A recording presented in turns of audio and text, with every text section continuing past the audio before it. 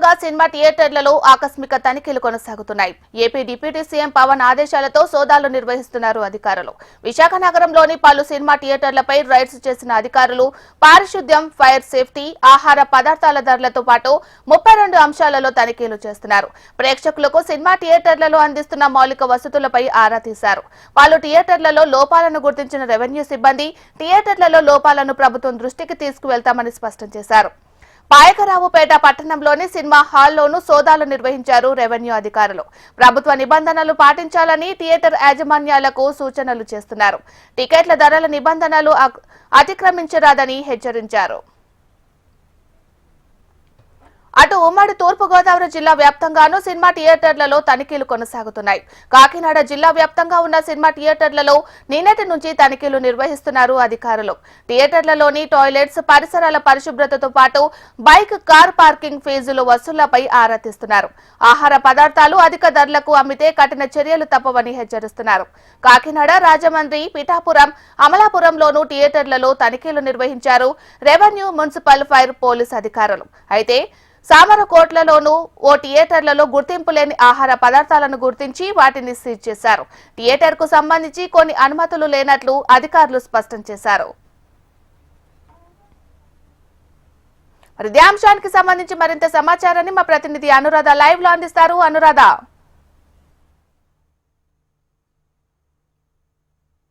ప్రస్తుతం విశాఖపట్నంతో పాటు ఉమ్మడి విశాఖ జిల్లాలో అంటే అనకాపల్లి ఈ ప్రాంతాల్లో కూడా దాదాపుగా అన్ని సినిమా థియేటర్లోని కూడా రెవెన్యూ అధికారులు తనిఖీలు నిర్వహిస్తూ ఉన్నారు. డిప్యూటీ సీఎం పవన్ కళ్యాణ్ ఇచ్చిన ఆదేశాల మేరకు, అలాగే రాష్ట్ర ప్రభుత్వం ఇచ్చిన ఆదేశాల మేరకు ఈ మొత్తం అన్ని థియేటర్స్ దగ్గర కూడా రెవెన్యూ శాఖ అధికారులు, అలాగే ఇతర అధికారులు కూడా మొత్తం 32 అంశాలకు సంబంధించి తనిఖీలు అనేవి నిర్వహిస్తూ ఉన్నారు. ముఖ్యంగా థియేటర్స్ దగ్గర పారిశుద్ధ్యం కానీ, ఫైర్ సేఫ్టీ కానీ, లేకపోతే చూసుకుంటే కనుక ఆహార పదార్థాల నిర్వహణ, వీటికి సంబంధించి, అలాగే థియేటర్స్కి వచ్చే ప్రేక్షకులకి వాళ్ళు కల్పిస్తున్న మౌలిక వస్తువులు, వీటిలన్నింటి మీద కూడా ఆరా తీస్తూ అధికారులు ఈరోజు ఇక్కడ ఏదైతే విశాఖపట్నంతో పాటు అనకాపల్లి, పాయకరావుపేట ప్రాంతాల్లో మొత్తం పరిసర ప్రాంతాలన్నింటిలోని కూడా ఉన్న థియేటర్స్లో తనిఖీలు అయితే నిర్వహించడం జరిగింది. అయితే అధికారులు ఇచ్చిన సమాచారం మేరకు కొన్ని థియేటర్స్ దగ్గర అంటే మల్టీప్లెక్సెస్ కానీ వీటి దగ్గర కానీ ఏదైతే ఆహార పదార్థాల నిల్వలు, దానికి సంబంధించిన ఫుడ్ శాంపిల్స్ని కూడా వాళ్ళు తీసుకుని వెళ్ళడం జరిగింది. ల్యాబ్స్లో పరీక్షలు నిర్వహించిన అనంతరం వారి మీద చర్యలకి ఉపక్రమించే పరిస్థితులు ఉంటాయని చెప్పి తెలియజేస్తున్నారు. అయితే థియేటర్స్ దగ్గర చూసుకుంటే కనుక మనకు ముఖ్యంగా ఇప్పటిదాకా ఇచ్చిన ఆదేశాల మేరకు 32 అంశాలని ప్రధానంగా ప్రభుత్వం ఏదైతే ఆదేశాలు జారీ చేసిందో అందులో జోడించారు.